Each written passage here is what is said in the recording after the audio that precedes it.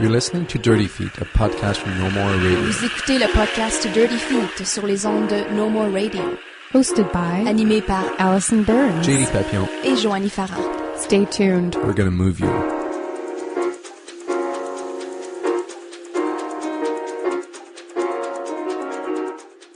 This week on the Dirty Feet podcast, we are celebrating the launch of a brand new dance company, Parts and Labor Dance. This is a choreographic collaboration between David Albert-Toth and Emily Gualtieri. And it's definitely got some interesting flavors to it. From what I understand, David brings a breakdance background and Emily brings a formally trained classic ballerina background.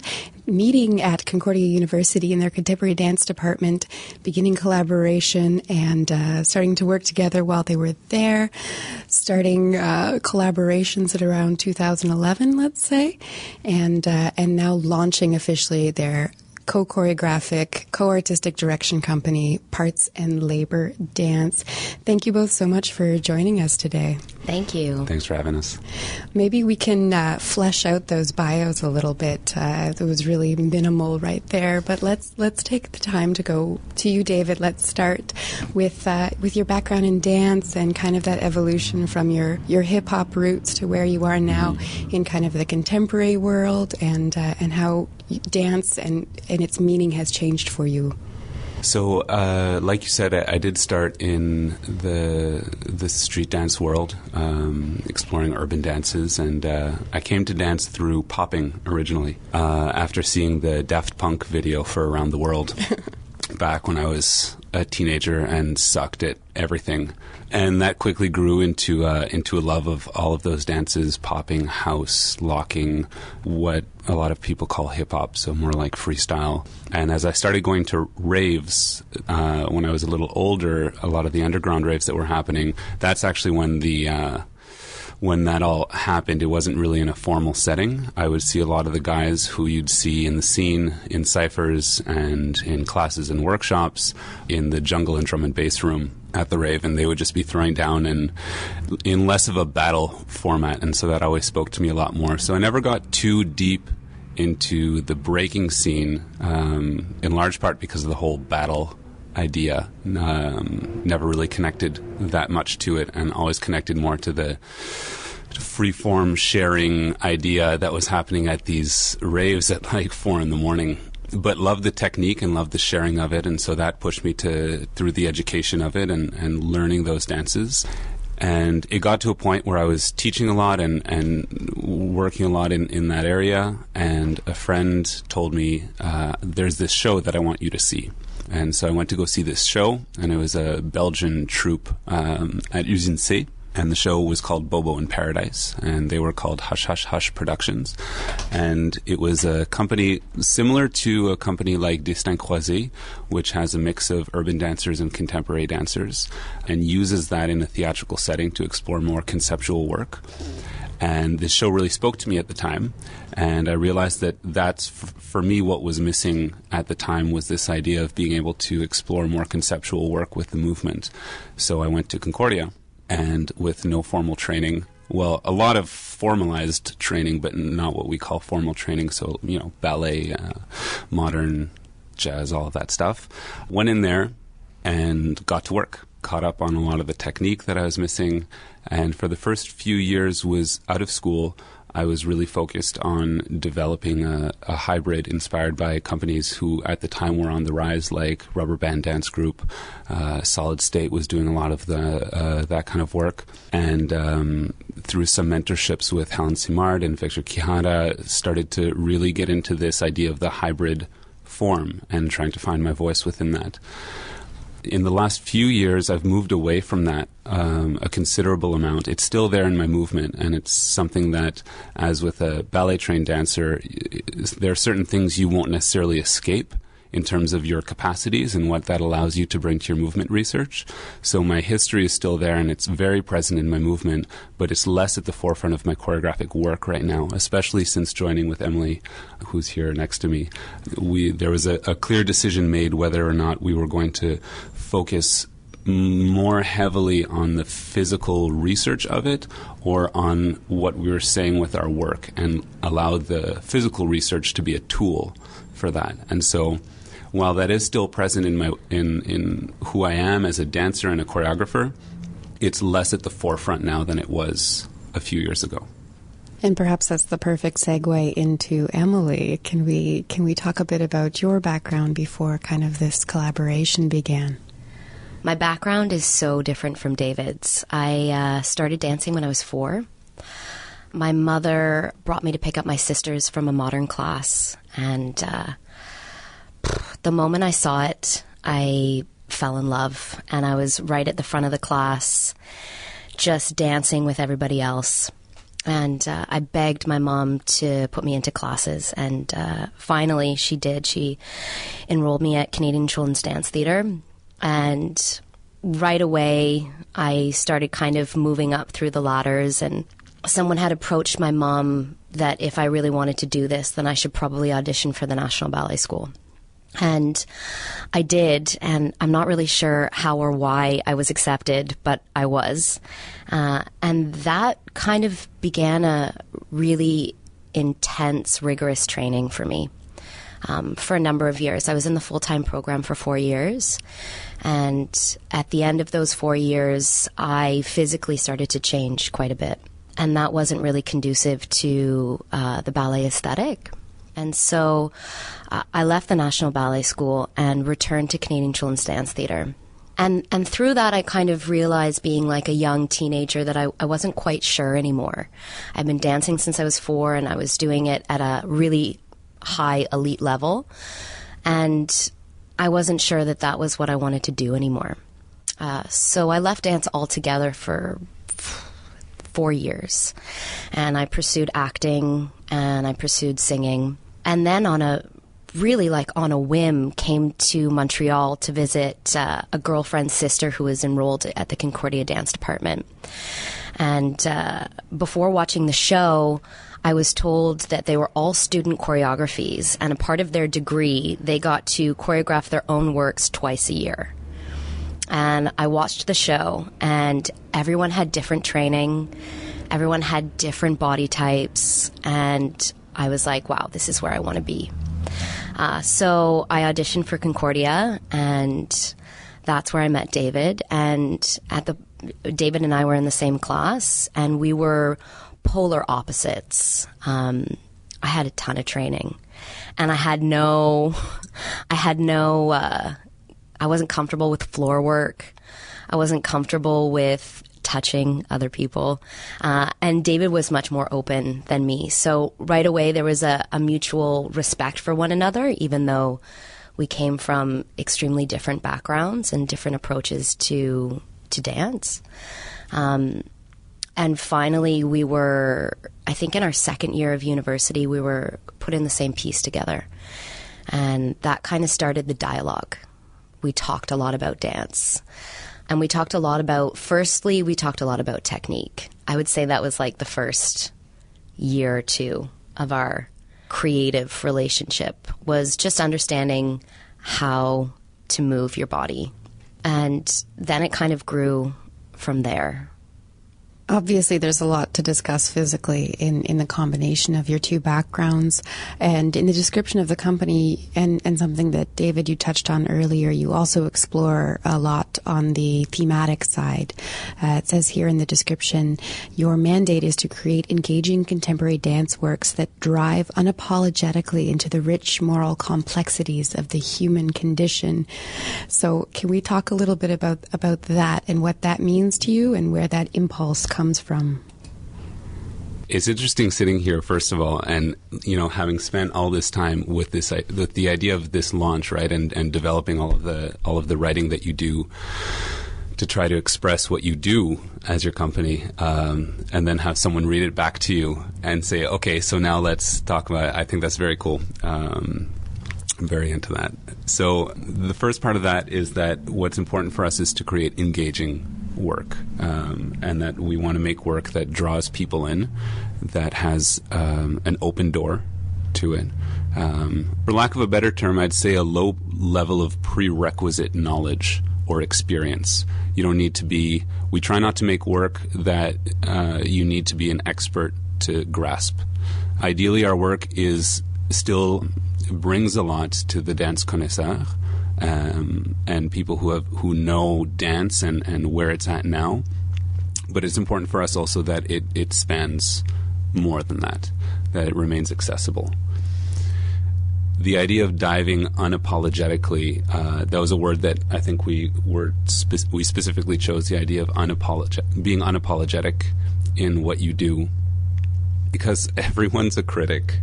Everyone's a critic, and everyone always has something to say about your work, and that's great. And I think everyone should be a critic to some degree, because it means that you're comfortable with your interpretation of what you're seeing. And I'd hope that more people can come to see dance, which right now I don't feel is a really super open art form for the general public, and be encouraged to see what they see and believe in that.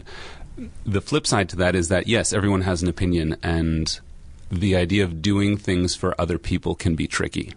And when you're in the performing arts, you're doing things for yourself and you're doing things for other people. So for me, the idea of being unapologetic in what you choose to explore is the idea of saying, okay, well, this is what I'm interested in, and I'm going to go do it to the best that I can. And once I'm dealing with the idea of a product, then I'll be focused on how accessible it is and where my openings are for my public. But in terms of what I want to speak about, that's up to me as an artist, and I have to stay true to that and be unapologetic. And if you don't like it, then I am not sorry, because it's what interests me. And all the better, you know. I think everyone, if everyone approaches their art and their craft with that kind of attitude, then you have people with conviction and people talking about what they truly care about, and that's the whole point. So now what do we talk about? This idea of the human condition can be quite a general term, and to a certain extent we've chosen to keep it that way because we don't want to only speak about one particular thing, but this idea of the human condition and what it means to be a human and a self-conscious being amongst other self-conscious beings touches on what really interests us in terms of our conceptual content, and that is how do we see ourselves and how do we act with others in the world, and how does that all work? So there's a number of things that happen there, but what it really calls into question are the moral implications of what it means to be a person in society. How do we love? How do we treat other people? How do we establish who we are in qualitative and quantitative ways, whether it's your career and how much money you're making and the kind of car you drive, or whether it's the books you read or the movies you see and the music you listen to, or whether it's what you think and your political stances. Where you stand on all of those things come to shape who you are, and that then comes into play with how you deal with other people and other people who don't have your priorities or other people who do have your priorities. So this idea of the human condition for me is this idea of being dropped in and having to deal, right? Like there comes a point in your life where you wake up a bit and you see, okay, this is what's happening. This is what it's all about.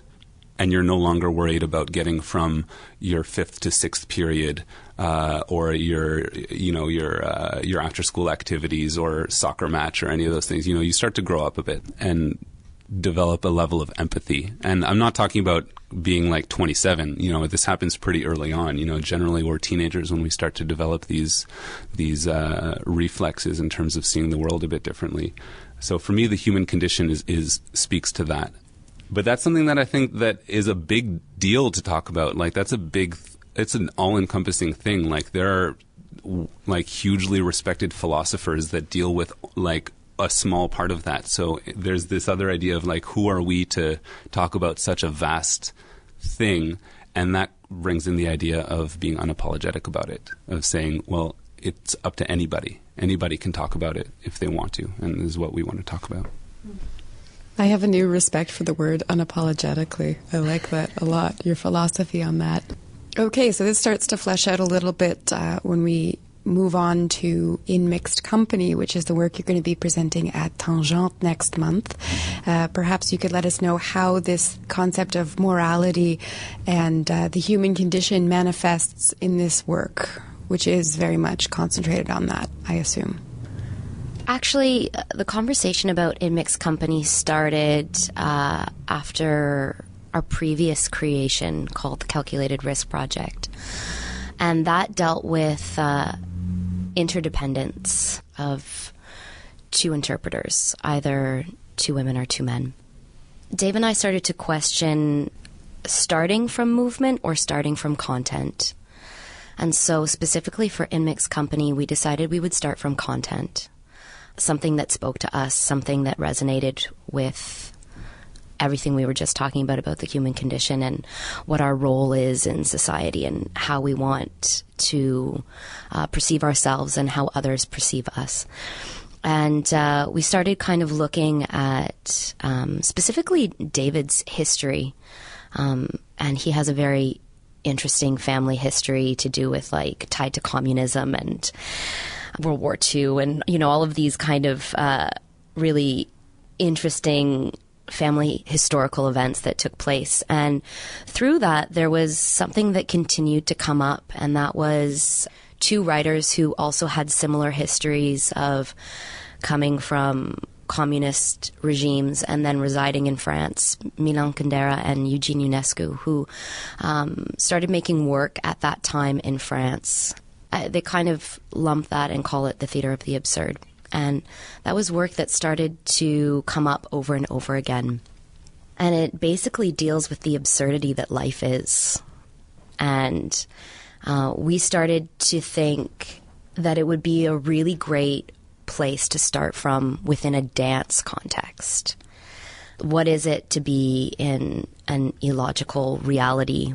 What is it to have communication or dialogue with people that can at one time be deeply profound and also completely fleeting? That was kind of the springboard for In Mixed Company. And then, of course, once you start getting into the studio with your collaborators, your interpreters, the work starts to take its own path. How did you choose the dancers, or were they involved in the creative process and the discussions I'm sure you've had plenty of to start the creation? Yes and no. Definitely deciding on the content was between David and I. And initially, we used that to apply for funding. But we had sat down and carefully decided who we would really like to be working with and who we felt could embody what we're looking for. What we're looking for is somebody who's completely able-bodied and understands their facility, but is also incredibly comfortable being present, vulnerable, and even possibly aggressive at certain points in the work. We've been working with Jody Hagel for a long time. Since the beginning. So for me personally, I felt like our relationship is still evolving, and that was very important for her to be there, and that was no question. And the same was for Milan Penegigon. We felt like we just started to kind of open up a line of understanding and communication. And with those two dancers, interpreters, collaborators, to us, in the best way possible, they're also an investment. Dave and I are trying as much as possible to develop our own movement vocabulary, pedagogy, all of those words as you start to develop your choreographic voice. And because they're starting with us and they're growing with us, you start to see that. So there was no question that we wanted them to be in the work. As for Caroline Gravel, to be honest, she was a shot in the dark. I mean, she's incredible. She's committed. She's forward-thinking. She's innovative in her own right as a creator and as a performer. I think it was a bit of a long shot that she was going to say yes, but she did, and we're pretty thankful for that. And we started with Andrew Turner, who we always wanted to work with. His charm, his ability to command an audience, but also being able to balance masculinity and vulnerability was something that really interested us specifically for this work. And he also joined the team until, of course, he injured his knee. And for us, there was no question that Lael Stellick was equally those qualities as well, but he offers something very different in both of those qualities. It's clear to see the kind of creative relationships that you have with your performers and how the necessity of that. I'm wondering also in terms of physicality, because you have such distinctive trainings, and also the theatricality that I understand is in your work. What capacity do you need your performers to have to be able to perform what you want them to do, or do you work within their capacities? It boils down to a number of things that you just mentioned, but all of those are right on the money. The most important thing, I think, for us to understand comes back to also the kind of content that we're trying to work with, which is understanding that everybody's different. Everybody works in a different way. Everyone has something different to bring to the process. In the same way that Emily and I bring different things to the creative process, so do the people you work with. There's a fundamental factor in how we choose to work with people, and it's the idea that people aren't replaceable. And I think that's something that I would love to see encouraged even more in the milieu. It becomes difficult when you start working in a certain way. You need people, and you have, show contracts to respect and things like that. But there's something in the attitude of how you work with people that I think is very important, and I think people need to feel that they're not replaceable. And it's not just for how they feel. It's important that as the person offering the opportunity for work, that is a genuine thing that you feel. And I think you can feel that. And for us, it's really at the heart of it is that people are not replaceable. So I'll explain.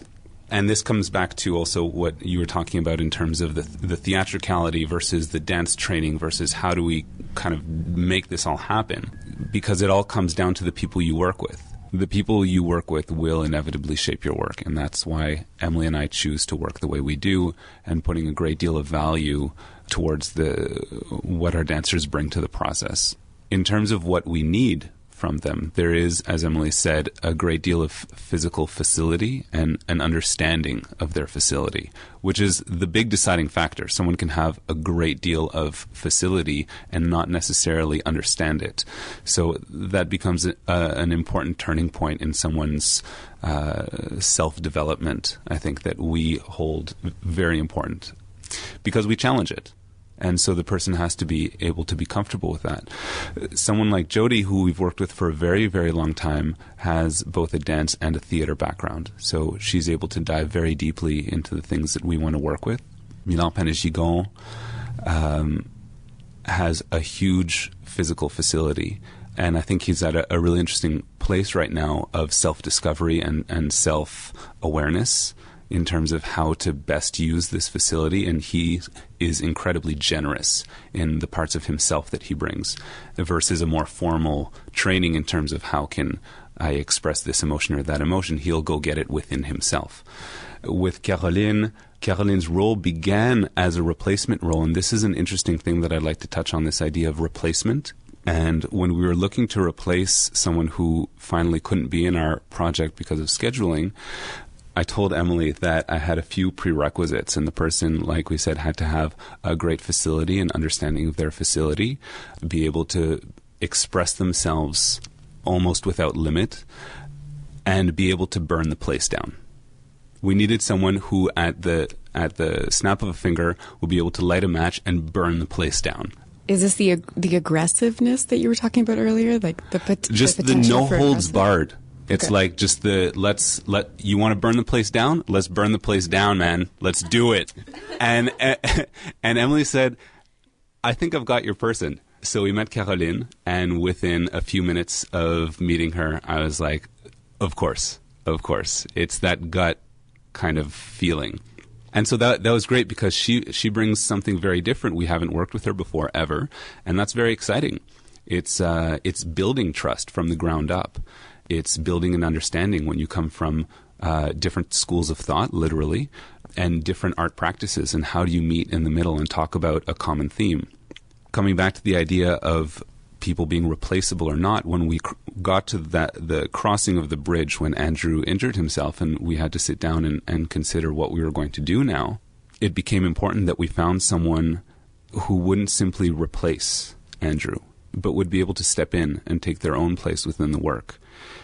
And without disrespecting the people who leave, you have to find room to respect the people who join. And you have to give them their place.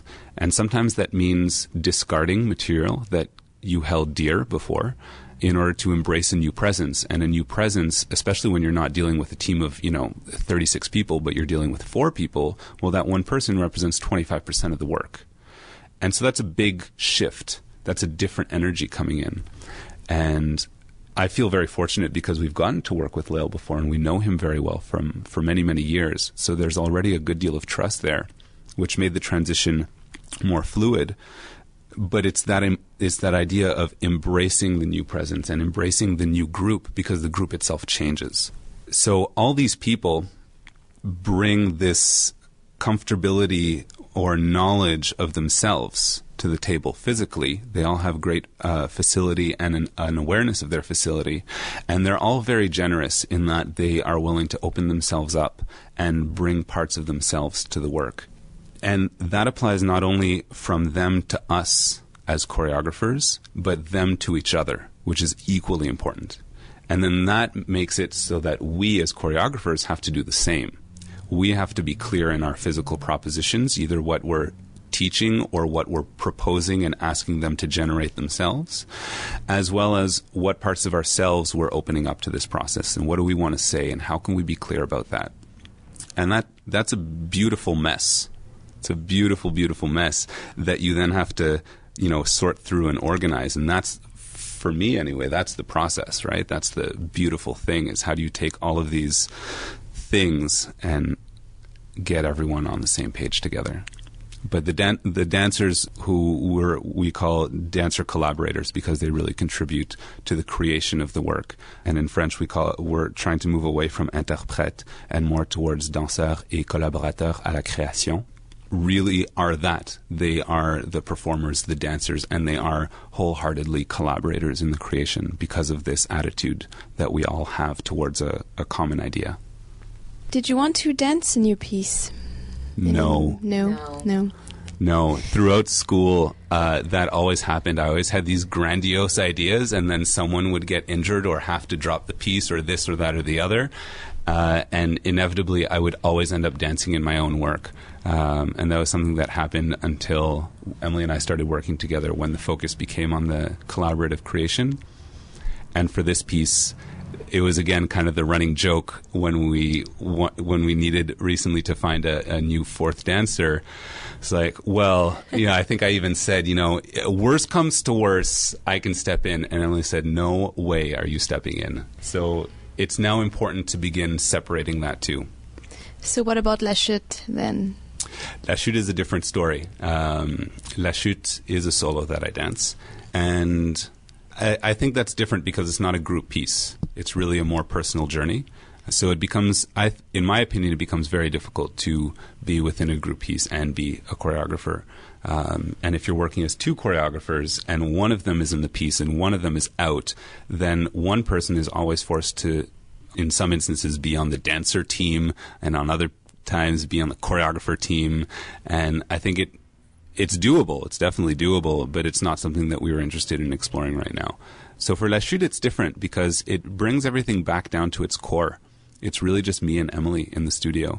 And of course, there's a great deal of trust, a great deal of intimacy there, where we can really go deep and explore and not worry about schedules and things like that in terms of the exterior factors. And then also not worry about things that we may not think we worry about, but I think we do. Things like judgment and are these people actually interested by what I'm talking about?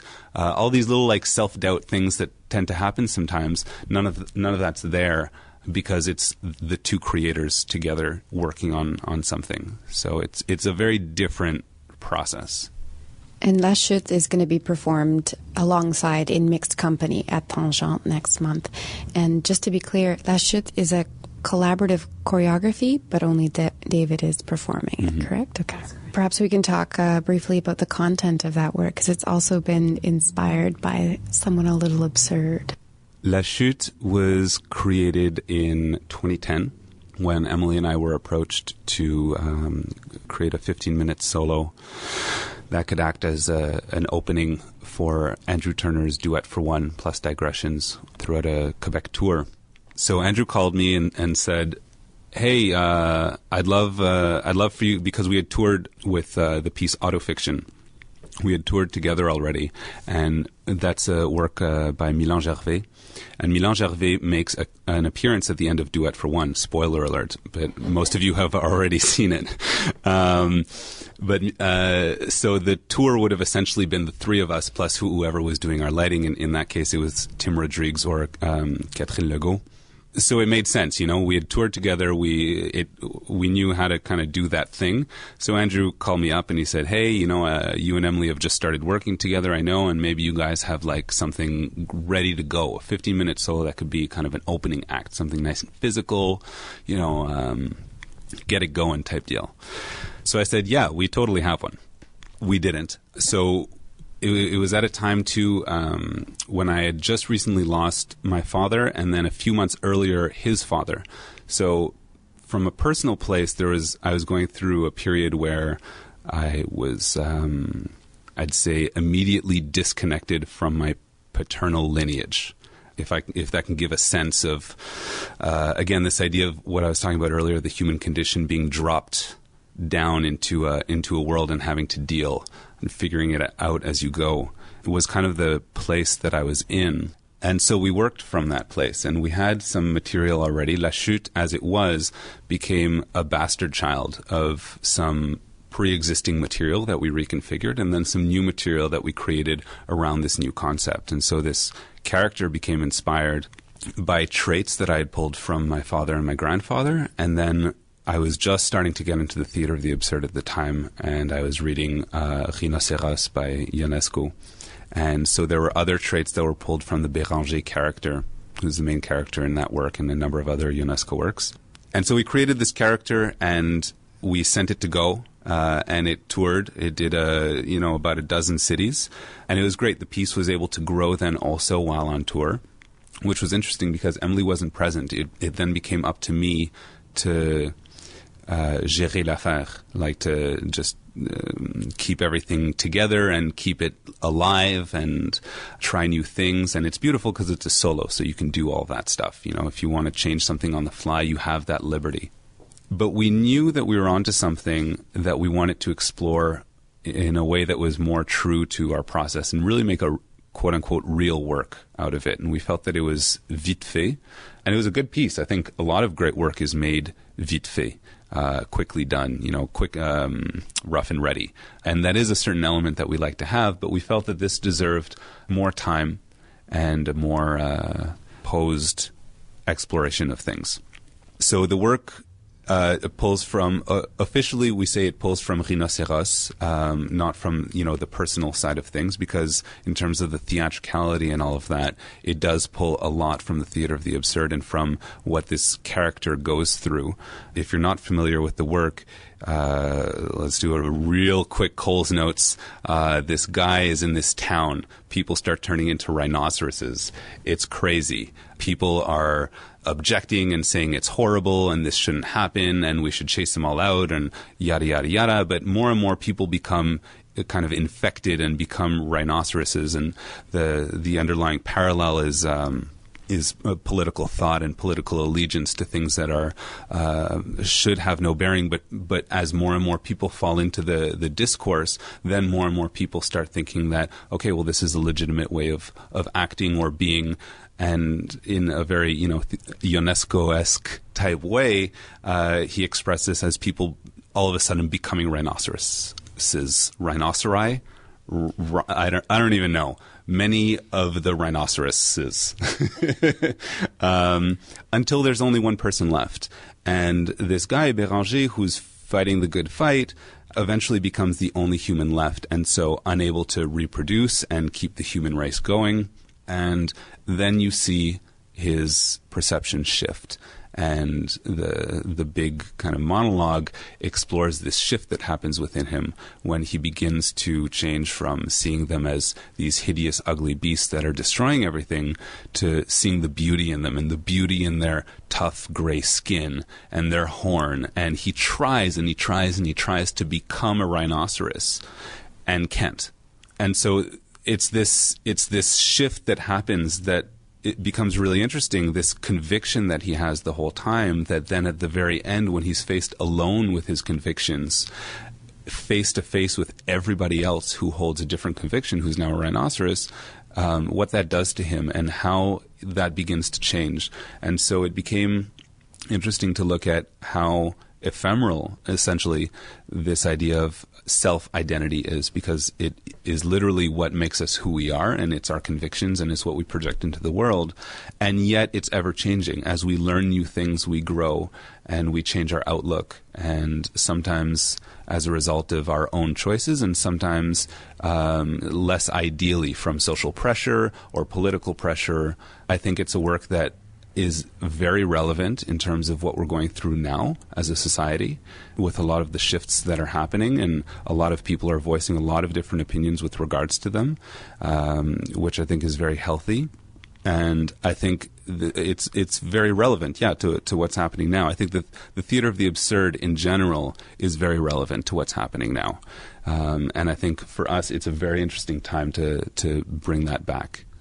I just want to be clear, though, that the piece has nothing to do with rhinoceroses. I mean, the things that Dave has been talking about, I mean, that's just inspiration. What you choose to do with that has nothing to do with, it's not about replicating things that have happened in the theater of the absurd. It's more like, how do those things resonate in you? And then from your imagination, what do you then propose? So I feel like La Chute is actually starting at the end of that, which is like, what's left? Who are you when there's nothing around? When you're not around others, like, what are your dark obsessions? Like, what are the things that you question? What are the things that you're searching for? Those, I think, are more interesting to me than the individual versus the rest of society. But you need to have that kind of, you almost need to have that backstory to be able to know where to start, you know, the same way that Dave's like, we drop in. So that's kind of like things that we're explaining. That's our research. That's what we do, you know, behind the scenes before we get to rehearsal. And then things start from there once we are in the studio. And they don't necessarily stay that way. Because we're still in dance, we need to start developing what those things look like in the body. Then that also changes how we then craft and how we look at that. And so, for example, if, you know, Dave's just throwing paper airplanes into the air, well, what does that have to do with identity? Maybe nothing. So it's also like letting the ideas happen in the studio sometimes are totally different than the research that you do before. But having a consciousness of your material and of your content will therefore bring up things in the studio that are inspired by your content, but not necessarily directly related or replicating a movement in time. Yeah, because I think that's something that's important for us, dealing with a movement that, an artistic movement that's already happened. We're not trying to recreate the theater of the absurd, nor are we trying to put Kundera's novels on a stage. I think the real idea is to take these themes and try to embody them as deeply as possible and digest them and let it fill your mind and your heart and all of the things that make you create work, and then go into the studio with that feeling and create new work from there. And create something that's our own. Yeah. It's not related to anyone else. And as you said right off the bat, you don't, as an audience member, you don't need to have foreknowledge to be able to understand the work. Exactly. It's almost become a little bit, I wouldn't say uncomfortable to talk about our sources, but Irrelevant? Well, I feel like we've come so far from them. As I said, like once we started working with the group and we started working in the studio, the work then takes its own path, and you start listening to that. And you start making choices about how you want to craft those ideas from what's been happening right in front of your face. And you need to kind of like let go of some things that are previous to that at some point. If you're really listening to the opportunities that are given to you as a creator. So yeah, sometimes I'm kind of like, well, that's not really important anymore. But there's key things that are important, like the individual versus the group is really important to me. Opposition is very important in our work. We talk about 2 words for In Mixed Company, which are dissonance and desire. And then for La Chute, it's really about the ephemeral search for one's identity. And those are still broad things, but they're at least a little bit looser and more up for interpretation. Something that Dave and I talked about last night is that for me as a choreographer, it's really important for it to be loose enough that people can have their own imagination when watching dance. Like they don't have to be like, okay, yeah, I see the rhinoceros coming down the stage. Oh, that's at the point where this is going to happen. I want people to go on their own journey with it. And if it's clear enough for us on the outside to be able to make those decisions, and it's clear enough for the performers to have their intention, then it shouldn't matter if our ideas are seen the way that we want them to, but that they're just seen and understood in a way for the audience to receive something and make their own conclusions about what they're experiencing. Because we try to keep in mind that we create work from our own personal place, but the audience will come in with their own baggage, and it's important for us to leave room for that and not to spell everything out in terms of what we're trying to say, but say it in a way that, like Emily said, is clear for us, but allows them the room to create their own reading. And that oftentimes is way more interesting, what they come in with, and some of the feedback you get oftentimes is a lot more interesting than getting, oh, I really got what you were saying, and it was really, really clear. It's always way more interesting for me to hear, I saw this, I felt this, when it has even less to do with what you're dealing with, to an extent. It's easy to imagine the benefit of 2 artists coming together to brainstorm and expand ideas. It's harder to see how you would negotiate as co-choreographers the kind of narrowing down of work as you're getting closer to a finished product. How do you even start? How does that actually happen? Well, for the last few processes, Dave and I have separated the schedule. So Dave will work half the week with the dancers on whatever he's inspired to create, and the other half of that week I will do the same with the same group of dancers. And then later in the process, we'll start to actually watch what each other have created. And I'll take Dave's material and I will reformat it, reshape it, edit it, cut things out, and he'll do the same for me. So right away, we're completely disregarding ownership of material. And that's really important for us. It's more important that the dancers are the only people that know all the material.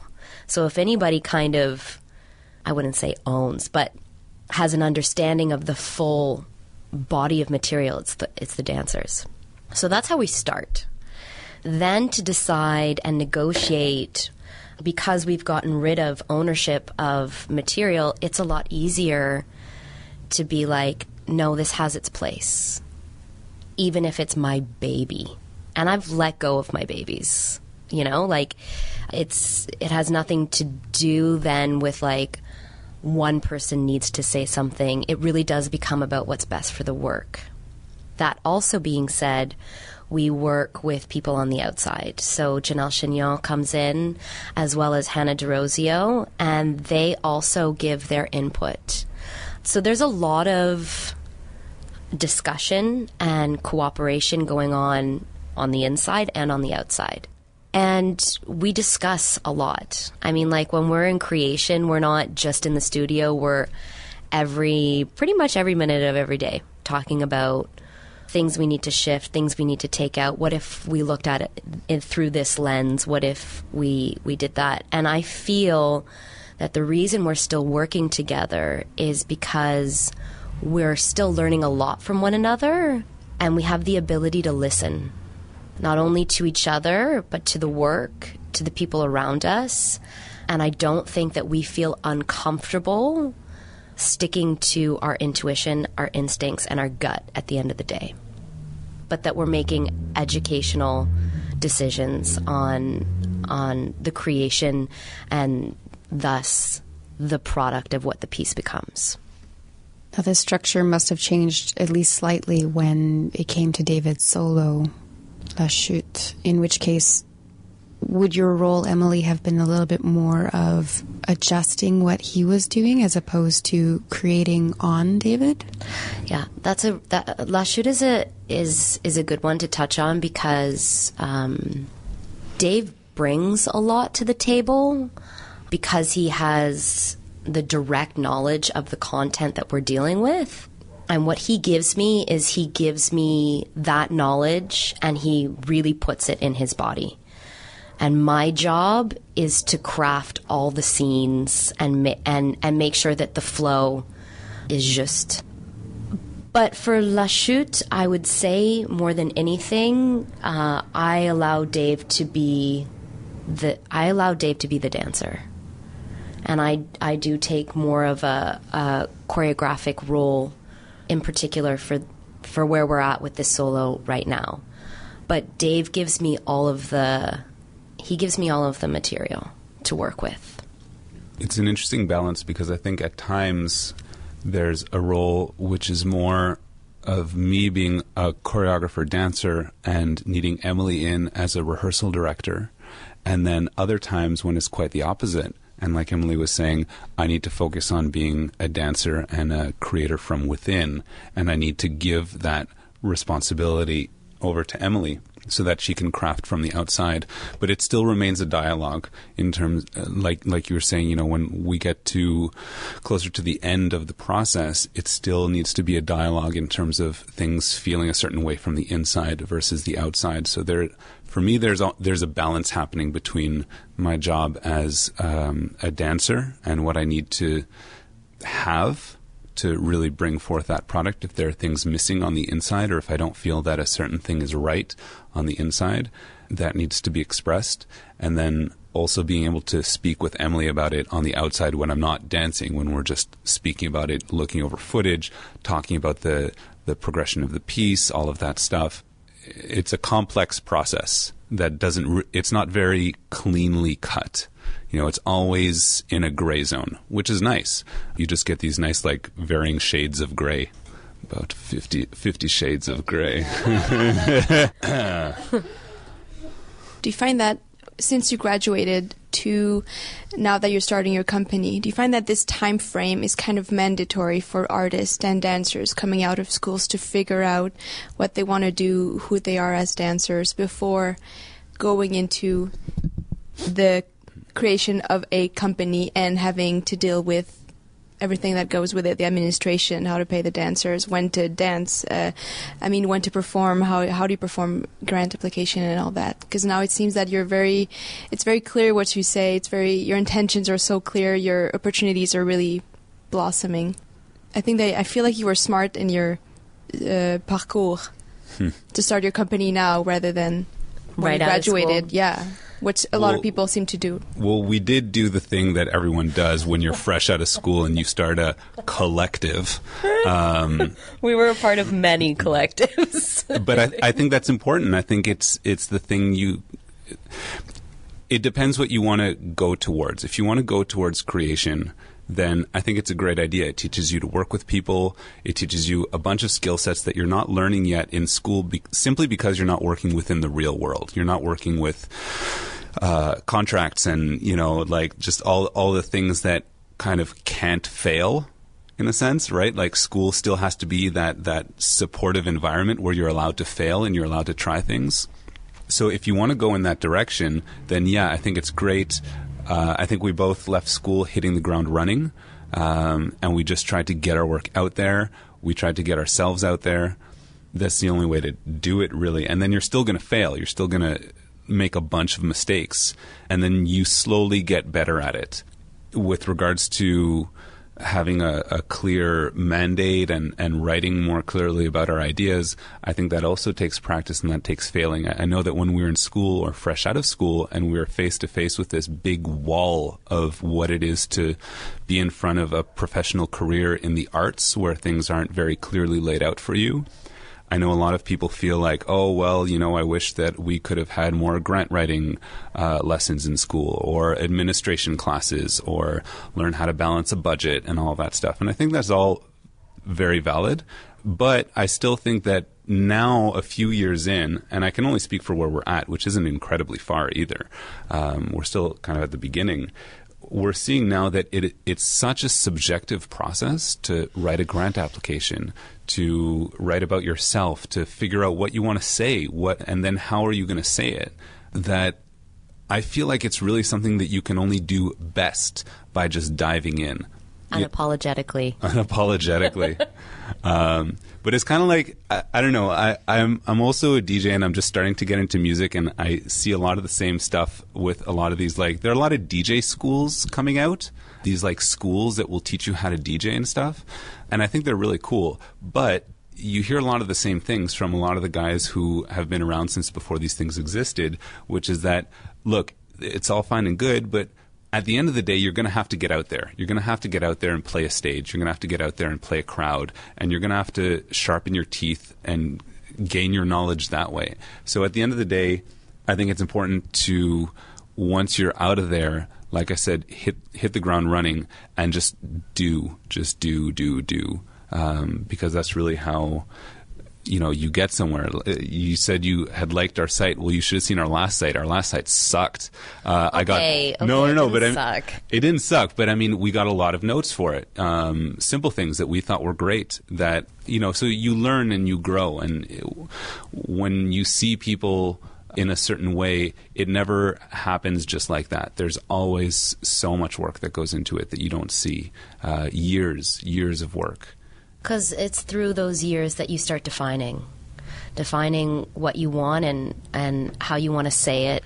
I mean, what your choreographic voice is, what your aesthetic is, and I think that it is constantly changing. And I don't think that we deny that, like maybe in a few years we'll be at a completely different place and we'll redo the website again, and it will, be a gray background or a black background. Like, I think it's representing where you are at now in your path and respecting that you still have a long way to go, but you've also come a long way as well. And that website, of course, is partsandlabordance.com.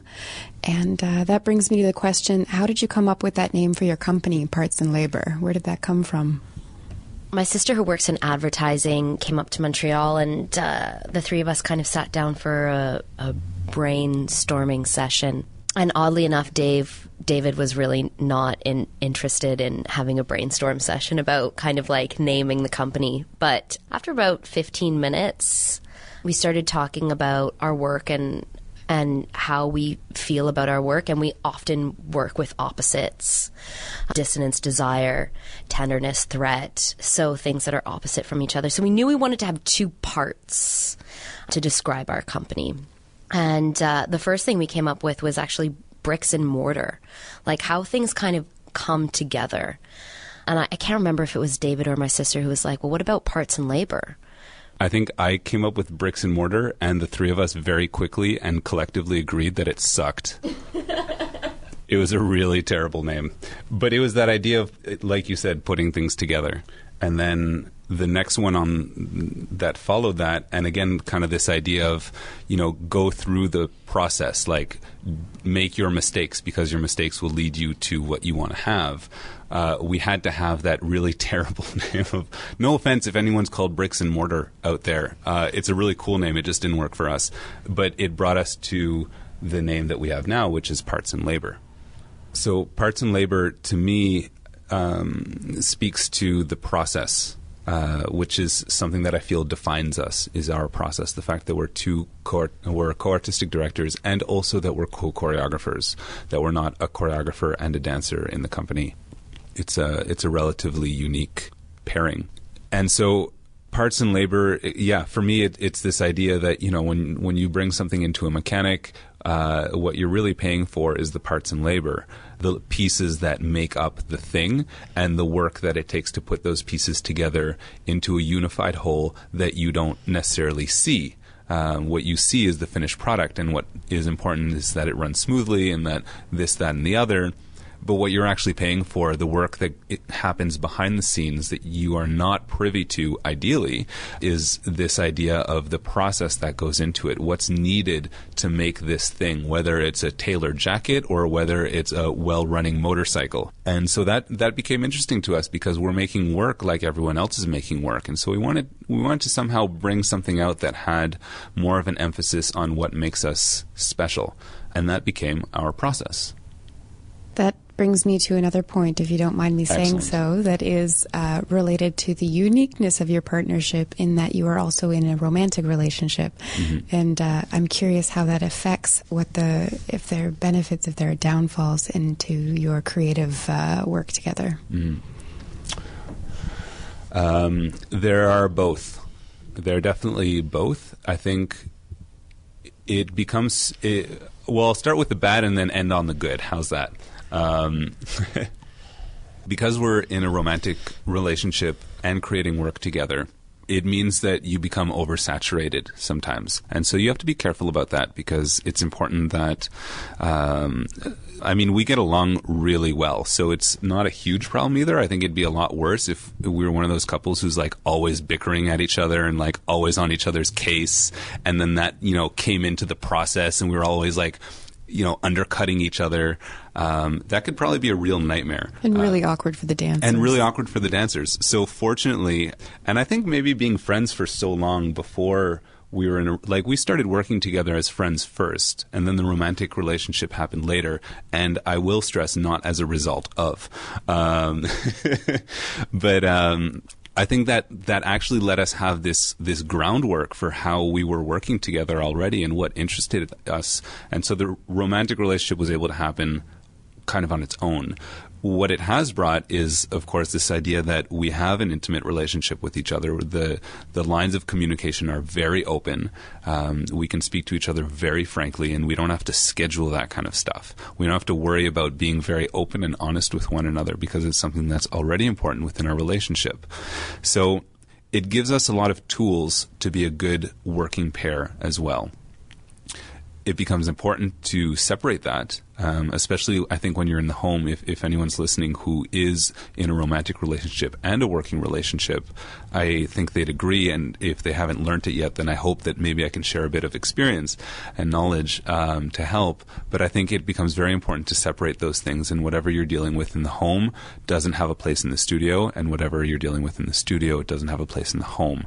Of course, if your home is also a home office, then you have to schedule. You have to schedule a little, and there are times when you need to not talk about work.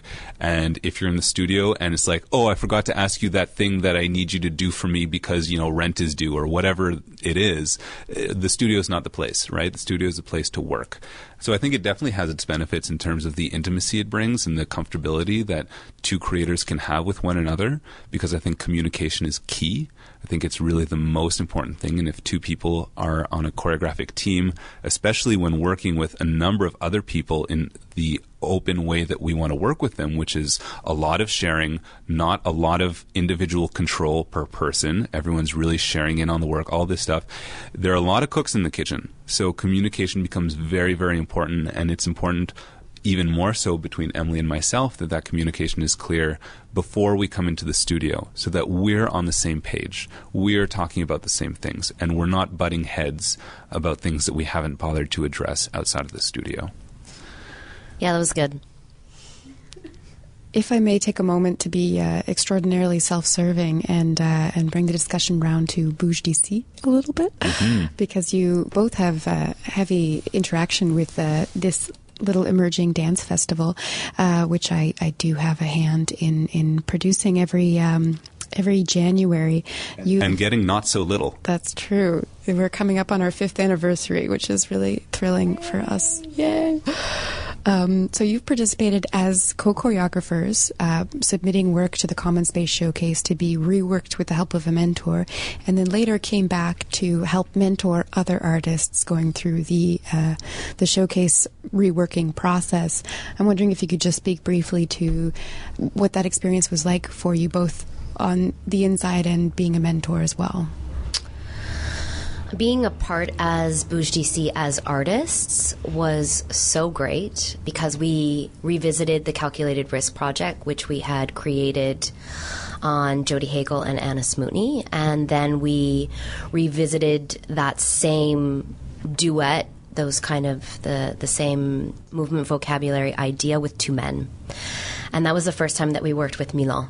And we also, Dave ended up dancing in it. As he said earlier about not having to jump in the work, he had to jump in the work. It didn't start with him, and then he had to jump in. So being a part of the festival was great.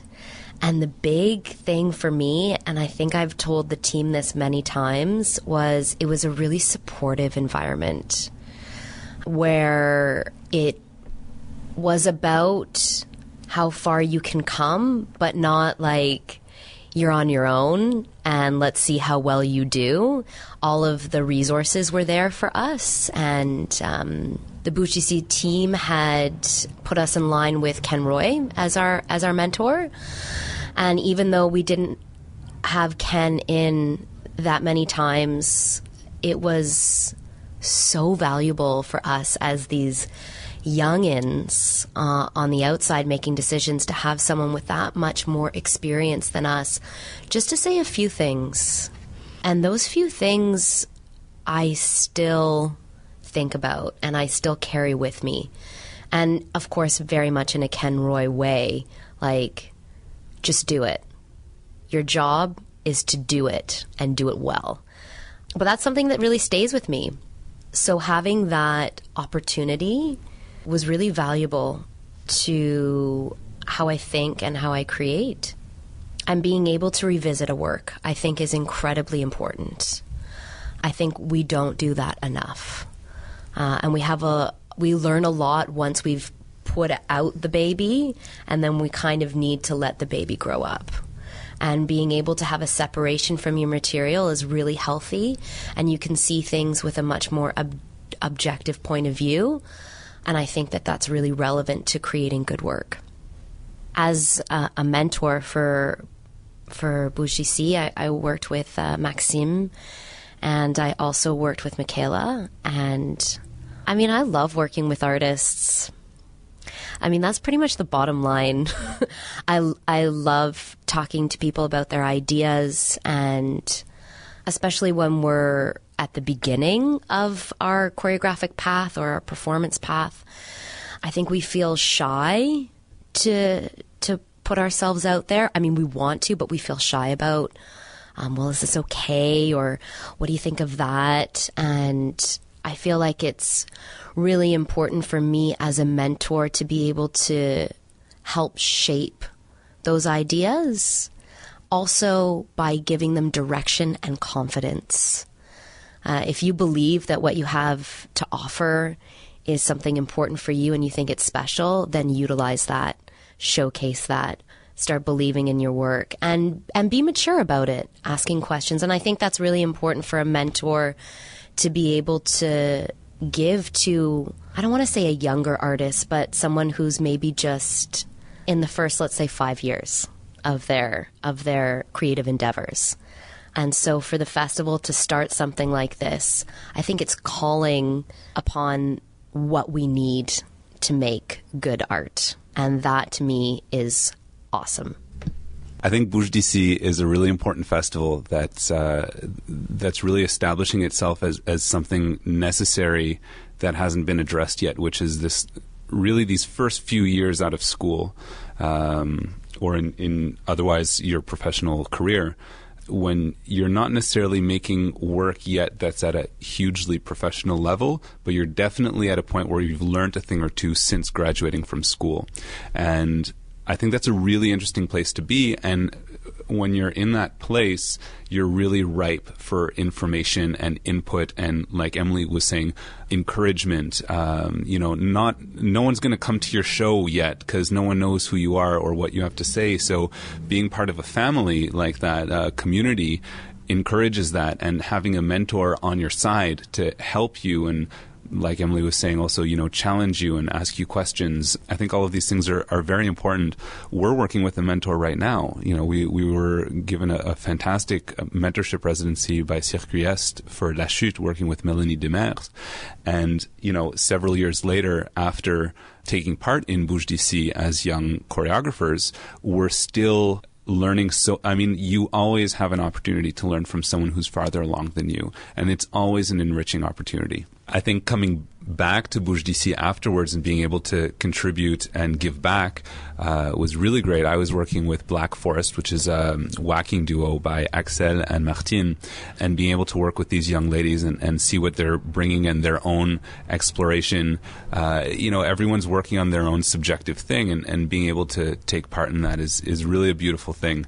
The other thing that's really nice about Bouge d'ici is I think it allows people, given the mandate of taking pre-existing work and reconfiguring it and then imposing also a slight time frame on that, is it allows young choreographers to prepare something that they can then start putting out there to festivals, which isn't always easy to do right out of school. Your schoolwork isn't necessarily going to be up to par with what festivals are looking for, and this is a really nice opportunity for young choreographers to start developing work with a little more maturity, working with a mentor who can challenge them a bit and develop like this first 10-15 minute work that then they can start offering and gaining more experience. So it really is a springboard for that, and that's something that Emily and I were able to do, and we're really thankful to the Bouge d'ici team for giving us that opportunity. It allowed us to open several other doors, and so I think the work that whole team is doing is really important. I don't see anything.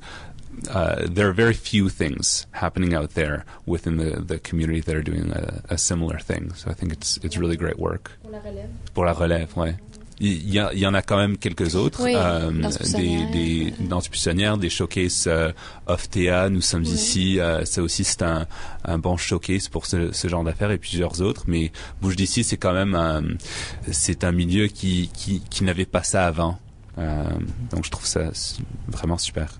Well, thank you so much, guys. Your timing couldn't be better because applications are now out for the Common Space Showcase. So everyone should go to bougedici.com, bougedici.com, and you can fill out your application. They're due October 11th, so go do that. You can check out Parts in Labor Danse, which have been programmed by Tangente for a full evening as part of their 2013-14 season, which will premiere the new work, which we've heard of in the show, in mixed company, along with a reconstructed version of La Chute. So this is October 31st to November 2nd at 7:30 at Monument National, and you have a matinee on November 3rd at 4 p.m. And how is that? What does that mean to be able to show your work at Tangente? That must feel good. It feels really, really great. Amazing.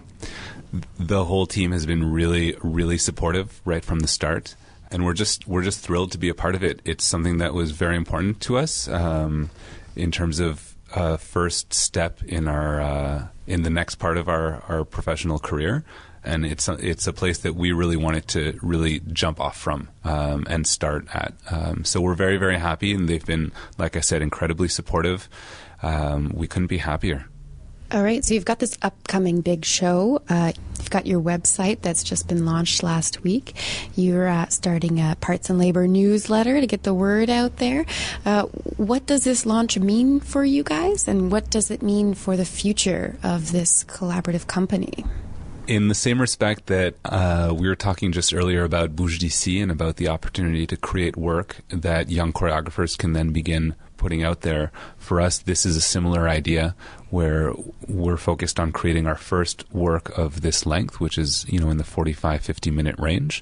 And so the opportunity that Tangente has given us, especially with the idea of this full evening, to not only create this first work, but then also treat La Chute, as we were talking about earlier in the program, with the proper time and consideration to make it a deeper, more substantial work, is to now have these two pieces that we can hopefully modify and let grow and perform at other places. And so I think these are two works that we're going to be trying to get out there a lot more.